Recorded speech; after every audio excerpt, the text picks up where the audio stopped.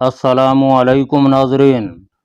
मैंने पूछा, यानी अब वो गांव पर हमला करेगा? नहीं, हमारे यहाँ मुकाबला सिर्फ मर्दों के दरमियान होता है। अब इसके बाद वो इस्लाम गांव के किसी भी मर्द को गोली का निशाना बना सकते हैं।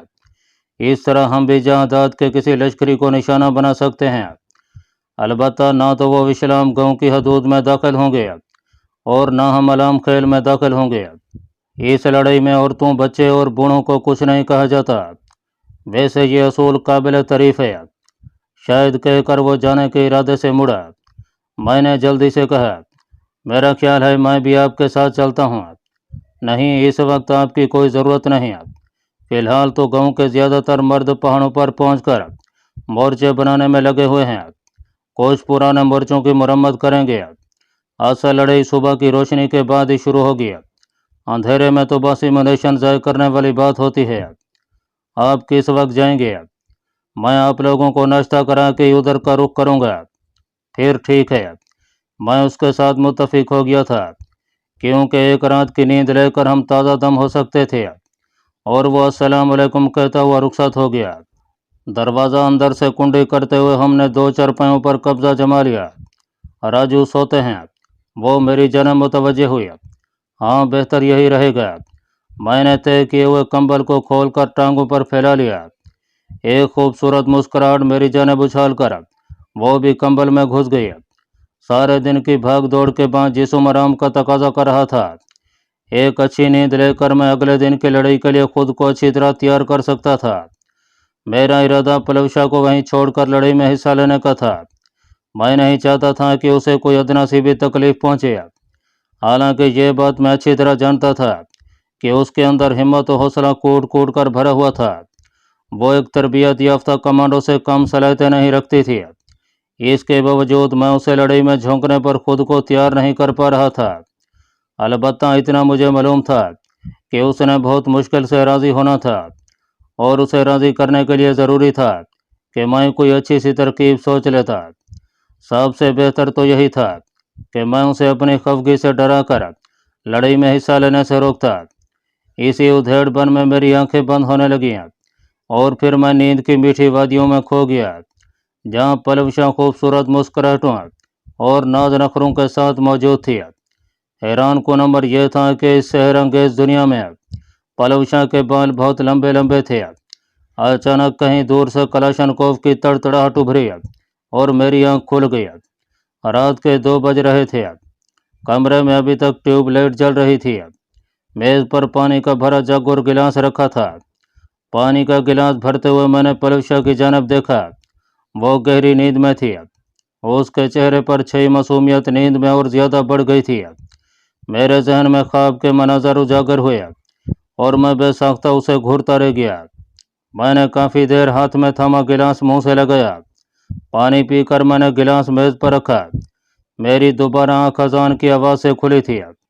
पलवशा अभी तक नींद में थी। मैं कमरे से बाहर निकलकर बैठक के कोने में बने बैतुल खला की जानिब बढ़ गया। वहाँ प्लास्टिक के 3 ड्रम पानी के भरे हुए पड़े थे और उनके साथ प्लास्टिक के चंद लोटे भी रखे थे। मैं वज़ू करके कमरे में वापस आया। वो अभी तक सोई हुई थी। दीवार से लटका जाए नमाज उतार कर मैं वहीं नमाज पढ़ने लगा। मेरे नमाज पढ़ने तक वो जाग गई थी। जाए नमाज दीवार में गड़ी कील में लटका कर मैं अपनी चारपाई पर आन बैठा। वो बिस्तर छोड़कर मुंह हाथ धोने चल पड़ी। उसकी वापसी पर हम गपशप करने लगे। तलुए आफ्ताब के बाद काबिल खान नाश्ते के बर्तन उठाए वहां पहुंच गया। पुरतकल्लुफ़ नाश्ते के बाद मैं जाने के लिए तैयार था। काबिल खान नाश्ते के बर्तन वापस करके लौटा और कहा, छोटी बहन को मैं अपनी बीवी के पास छोड़ देता हूँ और हम दोनों चलते हैं। क्या? वो तेज़ लहजे में बोली, मैं कोई बहन वहन नहीं हूँ। फिलहाल मुझे भाई ही समझो। पलवशे, तुम्हारा दिमाग ठीक है? मैंने ज़रा सख्ती से कहा। नहीं है ठीक फिर? अपनी मोटी गलाफी आंखों से मुझे घूरते हुए उसने बिफरे हुए लहजे में कहा, कभी किसी बेगैरत की बात भी मान लिया करो। मुझे शदीद तब चढ़ गया था। वो तुर्की बतुर्की बोली, अगर कोई बेगैरत होता तो उसकी बात मान भी लेती।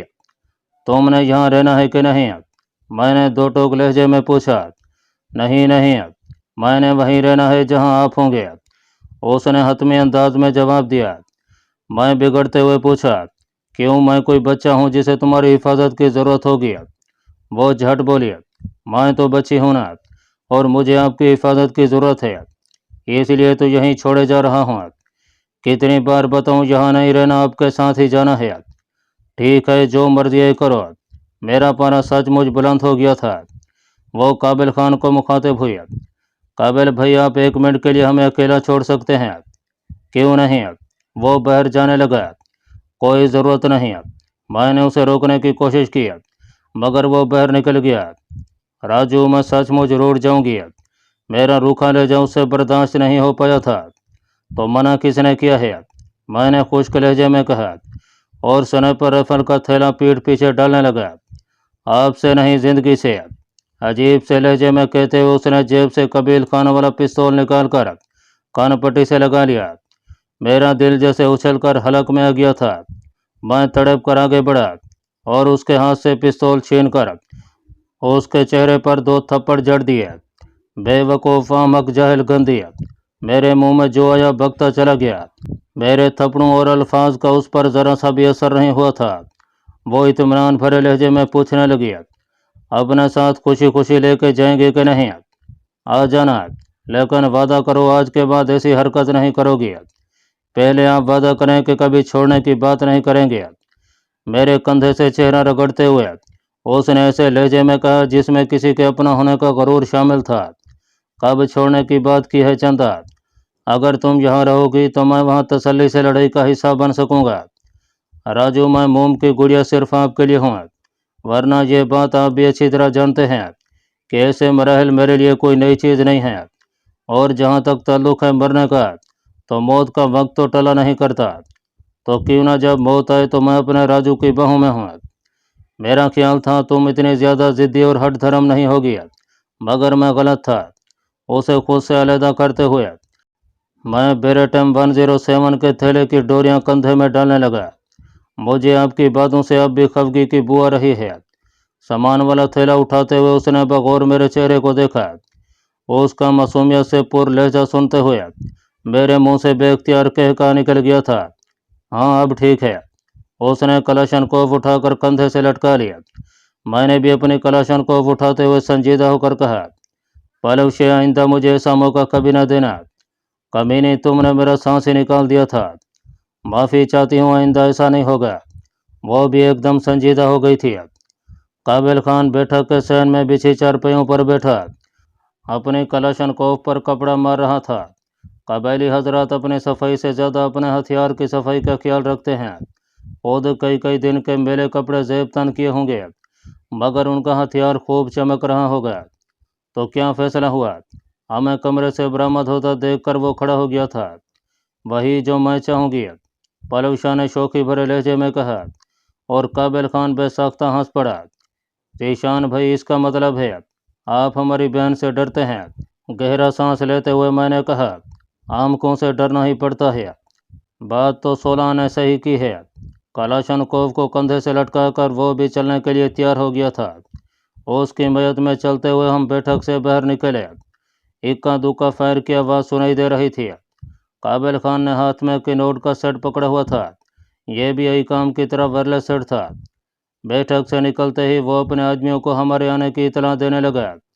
मैं 2 आदमियों के साथ ऊपर आ रहा हूँ।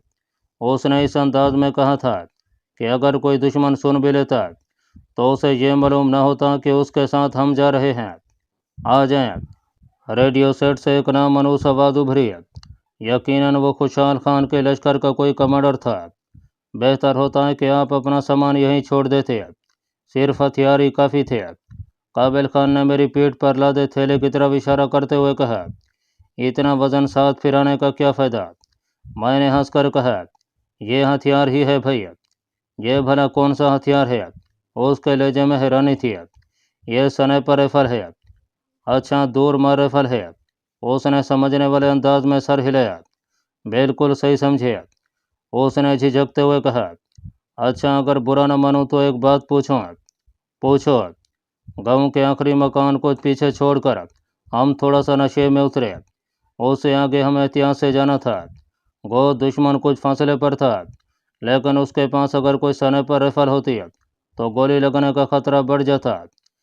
پچھلے دنوں قبیل خان کے ایک مخالف کا تذکرہ سننے میں آ رہا ہے جو کافی اچھا نشانے باز ہے، جسے قبیل خان کے آدمی ایس کہتے ہیں۔ بلکہ سنا ہے اس دن قبیل خان کی گاڑیوں پر گھات لگانے والوں میں وہی ایس شامل تھا۔ کیا یہ سچ ہے؟ اگر سچ ہے تو وہ گیا کہاں ہے؟ آپ لوگوں کے ساتھ کیوں نہیں؟ اس دن تو گھات لگانے والے ہم دو ہی تھے، اور قبیل خان کی گاڑیوں کو ہم نے سڑک پر بارود لگا کر تباہ کیا تھا۔ اس کے علاوہ ہمارے پاس راکٹ لانچر بھی موجود تھا۔ جو گاڑی بارود سے بچ گئی اسے راکٹ لانچر سے اڑا دیا۔ میں نے بات کو ایک دم گول مول کر دیا تھا۔ کہہ کر قابل خان نے مزید سوال سے گریز کیا تھا۔ نشیب سے گزر کر ہم نے ڈھلان پر قدم رکھے اور قریباً دوڑتے ہوئے جھاڑیوں کے قریبی جھنڈ میں گھس گئے۔ دوڑنے کی وجہ سے ہمیں جھاڑیوں کے کم میں 2-3 منٹ رک کر اپنا سانس بحال کرنا پڑ گیا تھا۔ آکسیجن کی کمی کی وجہ سے اس علاقے میں سانس پھولنا ایک عام مسئلہ ہے۔ 2-3 منٹ ٹھہر کر ہم دوبارہ آگے بڑھ گئے۔ گاہے بگاہے فائر کی آواز اس بات کا پتہ دے رہی تھی کہ دونوں قبیلے سرگرم تھے۔ قابل خان ہمارے رہنمائی کے لیے آگے آگے تھا۔ قابل خان کے پیچھے میں نے جان بوجھ کر پلوشا کو رکھا تھا کہ عقبی جانب سے دشمن کی چلائی گئی گولیوں سے میں اسے اپنے جسم کی آڑ مہیا کر سکتا تھا۔ میری اس حرکت سے وہ بھی نا واقف نہیں تھی۔ اس وجہ سے جب میں نے اسے آگے بڑھنے کا کہا تو وہ مجھے عجیب سی نظروں سے گھور کر رہ گئی تھی۔ ایسی نظریں جن میں غصے کے ساتھ فخر و غرور اور اپنی اہمیت کا احساس بھرا تھا۔ جب سے ہم دونوں کے دل کی حالت ایک دوسرے کے سامنے کھل کر رہی تھی میرے دل میں اس کی محبت بڑھتی جا رہی تھی۔ اتنی زیادہ محبت تو میں نے کبھی کسی کے ساتھ بھی نہیں کی تھی۔ درختوں اور پتھروں کی آڑ لے کر ہم اوپر پہنچے جہاں داد خان کے لشکر نے اس علاقے کو چاروں طرف سے گھیرا ہوا تھا۔ سب سے قریب وہ شمال کی جانب والی پہاڑی پر تھے۔ جنوبی اور مغربی پہاڑیاں جہاں انہوں نے مورچے سنبھالے ہوئے تھے وہ جگہ باہر اتنے فاصلے پر تھی کہ وہاں سے ہمیں گولی کا نشانہ نہیں بنایا جا سکتا تھا۔ شمالی جانب سے وہ کافی قریب تھے اور مشرقی جانب بھی ان کے بندے کسی سنیپر رائفل سے ہمیں نشانہ بنا سکتے تھے۔ جہاں داد کی حکمت عملی یہی تھی کہ چاروں طرف خوشحال خان پر دباؤ بڑھا کر اسے ہتھیار ڈالنے پر مجبور کرے یا کم از کم خوشحال خان ہمیں جہاں داد خان کے حوالے کرنے پر مجبور ہو جائے۔ اس کے ساتھ ہی اس نے گویا ہمارے فرار کی راہیں بھی مسدود کر دی تھیں۔ اوپر جا کر ہمیں پتہ چلا کہ وشلام کے ایک آدمی کو بازو پر گولی لگی تھی۔ زخمی کو وہ ابھی نیچے لے جا رہے تھے۔ میرے دل میں پچھتاوے کی ہلکی سی لہر اٹھی۔ ہمارے حصے کی گولی اس غریب کو لگ گئی تھی، بلکہ خوشحال خان کے جس آدمی کو بھی گولی لگتی وہ ہمارے حصے کی گولی ہوتی۔ ہم دونوں قابل خان کی میت میں ایک مورچے کے اندر آ کر بیٹھ گئے۔ پوچھ پر لدے تھیلے اتار کر ہم نے کلاشن کوفیں ہاتھ میں تھام لی تھیں۔ زیادہ تر مورچے پتھروں کو ترتیب سے رکھ کر بنائے گئے تھے۔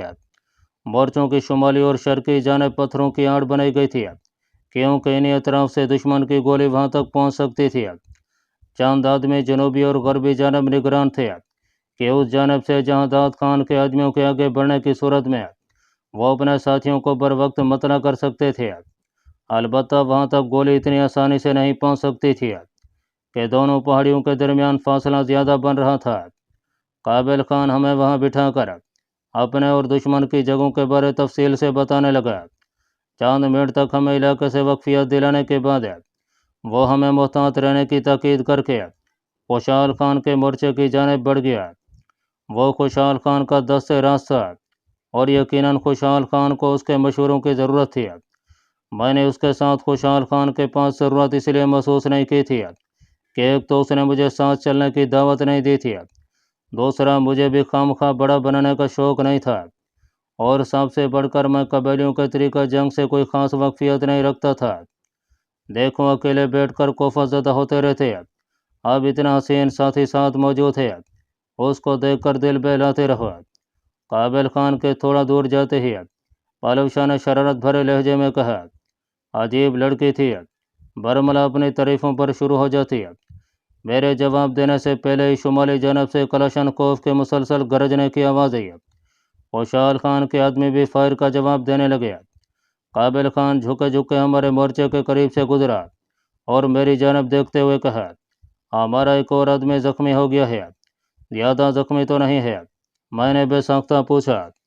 वो हमारे मोर्चे से थोड़ा आगे गुजर गया था, लेकिन मेरी आवाज़ उस तक पहुंच गई थी। और रुके बगैर उसने पीछे मुड़कर देखते हुए कहा, ये तो उसके पास जाकर पता चलेगा। पालव शाह गप्पे हाँकना छोड़कर दूरबीन से मशरकी जानब दुश्मन की हरकत को देखने लगी।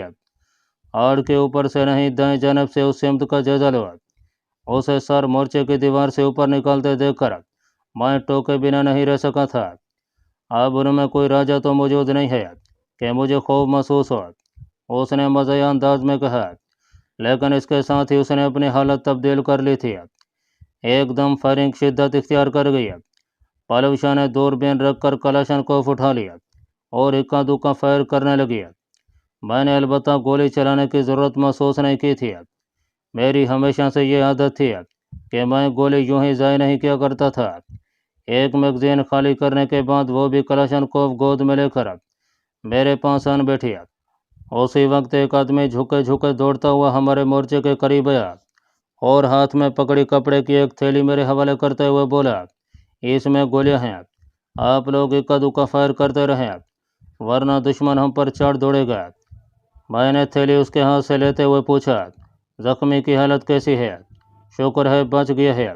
गोली उसकी गर्दन से रगड़ खाती हुई गुजर गई है। जहां दांत का कोई शख्स भी जख्मी हुआ है कि नहीं मालूम नहीं। वैसे अगर हुआ होता तो गोली चलाने वाले को पता होता, और अभी तक हमारे किसी फायरर ने यह दावा नहीं किया। ये कहकर वो अगले मोर्चों को इम्यूनेशन देने के लिए दरख्तों की आड़ लेता हुआ वहां से निकल गया। पालव शाह खाली मैगजीन उतार कर उसमें इम्यूनेशन भरने लगी। मेरी कलाशनकोफ की मैगजीन में भी चंद गोलियों की गुंजाइश मौजूद थी। मैंने वो मैगजीन मुकम्मल भरने के लिए पालव शाह की जानिब बढ़ा दिया। दोनों मैगजीनें भरकर उसने गोलियों की थैली बंद करके एक जानिब रख दिया। एक मैगजीन मेरी जानिब बढ़ाकर उसने दूसरी मैगजीन अपने हथियार पर चढ़ाई और दोबारा फायर करने के लिए तैयार हो गया। चंदा 1 मिनट मेरे नज़दीक आया। फायर के लिए तैयार होता देखकर मैंने उसे अपने करीब बुलाया। फायर का इरादा मुखर करते हुए वो मेरे करीब आ बैठी। चंदा, पता है फायर करने से पहले कुछ बातें बहुत ज़रूरी होती हैं। गो तुम्हारे उस्तादों ने तुम्हें इस बारे बता दिया होगा। इसके बावजूद 2-3 बातें मेरी भी याद रखना। मैं तुम्हें काफ़ी देर से फायर करते हुए देख रहा हूँ और तुम वो गलतियाँ कर रही हो। सबसे पहली गलती यह है कि हर हथियार के ट्रिगर के अंदर थोड़ी सी लचक मौजूद होती है, जिसे पुल ऑफ सर्विस कहते हैं। यानी ट्रिगर को बिल्कुल आहिस्तगी से दबाया जाए। ट्रिगर नरमी से दबता चला जाता है और एक जगह पर आकर रुक जाता है। उस जगह हमें ट्रिगर पर थोड़ा सा दबाव डालना पड़ता है ताकि फायर हो, और उस वक्त हम जहनी तौर पर फायर के लिए बिल्कुल तैयार हो जाते हैं। जहनी तौर पर फायर के लिए तैयार होने का नुकसान क्या होता है कि फायर से होने वाले झटके को सहारने के लिए अपने कंधे को या तो सख्त कर देते हैं या झटका सहारने के लिए कंधे को आगे की तरफ बढ़ाते हैं और राइफल की शिस्त उस हल्की सी हरकत में तब्दील हो जाती है। सर में मारे जाने वाली गोली या तो छाती या पेट में लगती है या सर के ऊपर गुजर जाती है। इस खामी पर काबू पाने के लिए ज़रूरी है कि ट्रिगर में उंगली डालकर एक झटके से मुकम्मल ट्रिगर दबा दिया जाए। दूसरा, झटके को बर्दाश्त करने के लिए कंधे को सख्त या आगे को ना बढ़ाया जाए। दूसरी बड़ी गलती सांस पर काबू पाना है। जब भी शेष से लेकर गोली चलाई जाए, गोली चलाने वाले को चाहिए कि जैसे ही ट्रिगर दबाने लगे उस वक्त सांस ले रहा हो या सांस खारिज कर रहा हो, बस उसी जगह सांस रोक ले। इसके बरक्स कुछ हज़रात सांस खींच कर रोक लेते हैं और सांस अंदर खींचने की सूरत में भी उनकी शीश अपनी जगह से हिल जाती है। इसके अलावा राइफल की सेटों पर भी ध्यान देने की ज़रूरत है। गोली चलाने वाले की निगाह मैं अपने उस्तादों से सीखे हुए सबक उसके सामने दोहराने लगा। उस्ताद मोहतरम राव तसव्वुर साहब भी हमें यूं ही एक एक बात विजात से समझाते थे। राइफल के झटके को सहारने वाली गलती को समझाने के लिए वो अमूमन मैगजीन में मखसूस मकदार में गोलियां भरते और फायरर को ये ना बताते कि मैगजीन में कितनी गोलियां हैं। उसके फायर करते वक्त वो खुद उस फायरर की पोस्ट पर खड़े हो जाते। फायरर बेचारे को ये मालूम ही ना होता कि कब उसकी गोलियां ख़त्म हुई। आखिरी बार ट्रिगर दबाते हुए वो हस्ब आदत कंधे को आगे की तरफ करता, मगर गोलियां चूँकि ख़त्म हो गई होती हैं इसलिए उसे अपनी गलती मालूम हो जाया करती थी। मेरी सारी बातें वो गौर और महवियत से सुनती रही। इस दौरान उसकी पुरकशिश आंखें मेरे चेहरे पर ही गड़ी रहीं। जो ही मैंने बात ख़त्म की, वो धीरे से बोली, राजू, मुझे स्नाइपर राइफल के बारे भी सिखाओ ना। मैंने थैले से बेराटम 107 की टेलीस्कोप साइट निकाल कर कहा, स्नाइपर राइफल में सबसे अहम यह टेलीस्कोप साइट होती है, जो एक स्नाइपर राइफल को असॉल्ट राइफल से जुदा करती है। हर टेलीस्कोप साइट के ऊपर अमूमन 2 नाब लगी होती हैं, एक एलिवेशन के लिए, मतलब सादे अल्फाज में रेंज लगाने के लिए, और दूसरी नाब डिफ्लेक्शन यानी दाएं बाएं की गलती दूर करने के लिए। मैं उसे तफसील से टेलीस्कोप साइट के बारे बताता गया। बीच में वो कोई न कोई सवाल भी पूछ लेती थी। उसके सवालात को सुनकर मुझे अंदाज़ा लगाने में देर न लगी कि वो बहुत ज़्यादा ज़हीन थी और उसमें सीखने की सलाहियत आम अफराद के मुकाबले में कहीं ज़्यादा थी। टेलीस्कोप साइट के बाद मैंने उसे लेज़र रेंज फाइंडर पर फासला नापने, विंड मीटर से हवा की रफ्तार मालूम करने, दूरबीन और कंपास वगैरह का इस्तेमाल, सब कुछ उसके सामने दोहराता गया। खुशकिस्मती से उस वक्त ये तमाम चीज़ें मेरे पास मौजूद थीं। ये वो इल्म था जिसे सीखने के लिए मुझे जाने कितना अरसा लगा था, बल्कि अब भी मैं खुद को तालिब इल्म ही समझता था। उस्ताद उम्र दराज रहो तसव्वुर साहब हर मुलाकात पर कोई न कोई नई बात ज़रूर सिखा देते जो इससे पहले मुझे मालूम न होती। वो भी एक दिन में यह सब कुछ नहीं सीख सकती थी, लेकिन इतना ज़रूर था कि उसे कुछ न कुछ अंदाज़ा ज़रूर हो जाता। फायरिंग बगैर किसी वक्फे के जारी थी। एक कलाशनकोव खामोश होती तो दूसरी गरजने लगती। इस फायरिंग का और कोई फ़ायदा था या नहीं, अलबत्ता मुखालफिन की नकल व हरकत में ज़रूर रुकावट डाल रही थी। हम दोनों इस फायरिंग की परवाह किए बगैर अपने गुफ्तगू में मसरूफ़ थे। मेरी बातें ख़त्म होते ही शरारती लहजे में बोली, अगर आप पहले ही दिन से मेरी तरबियत शुरू कर देते तो आज मैं एक मंजी हुई निशाना बाज होती। वो तो आप भी हो, देखती नहीं हो, तुम्हारी नज़रों के चले हुए तीर सीधा मेरे दिल में पेवस्त हुए हैं। उसके मुतरन्नम कह के ने मेरे कानों में रस उंडेला, चले मेरी किसी न किसी खूबी के तो आप कायल हो गए हैं ना। तुम में खामी कौन सी है? बकौल आपके मैं हट धर्म हूँ, ज़िद्दी हूँ, वाजबी शक्ल सूरत की हूँ, वगैरह वगैरह। अच्छा, मैंने अच्छा की अलफ को लंबा खींचते हुए हंसा। उसी वक्त काबिल खान झुके झुके अंदाज में दौड़ता हुआ हमारे पास आ बैठा। लगता है जहांदाद खान ने अपनी सारी ताकत यहीं लगा दी है। थोड़ी देर पहले उसके मज़ीद आदमी यहाँ पहुँच गए हैं। मैंने पूछा, हमारी तादाद कितनी होगी? एक लम्हा सोचने के बाद वो बोला, 350 करीब हों। और जहांदाद खान के पास कितने जंगजू होंगे? 1000 या उससे 150 ऊपर नीचे। वैसे सुना तो यही था कि कबील खान के पास 1500-1600 अफरादी कुव्वत मौजूद है। इतने ही होंगे, लेकिन तमाम उसके कबीले के अफराद तो नहीं है ना। उसका भी इसका कारोबार तो अफगानिस्तान तक फैला हुआ है और उसके लश्कर में पंजाब और दूसरे सूबों के अफराद भी शामिल हैं। कई अफराद छुट्टी पर होंगे, कई स्मगलिंग की कार्रवाइयों में लगे होंगे। मैंने पूछा, फिर आपको यह कैसे मालूम है कि इस वक्त उनकी तादाद 1000 के करीब है? वो क्या कहते हैं, तुम्हारे दरमियान उनके सुनने वाले मौजूद हैं। जहादाद के लश्कर में भी अपने 1-2 खैर खा मौजूद हैं, और जो ज़्यादा नहीं तो इतनी इमदाद तो कर ही सकते हैं ना।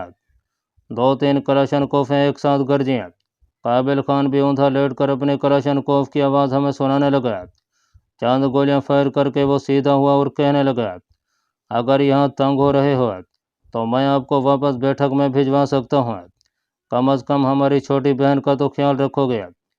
काबिल खान ने यह बात मज़ाया अंदाज में कही थी, लेकिन पलव शाह को बुरी लगी। वो फ़ौरन बोली, काबिल भाई, बुरा न मनाना। कबील खान के आदमियों से आपकी जान इसी छोटी बहन ने ही बचाई थी, और अगर मज़ीद कोई शक हो तो अपने किसी तगड़े जंगजू को खाली हाथ मुझसे लड़ा कर वो शक भी दूर कर सकते हो।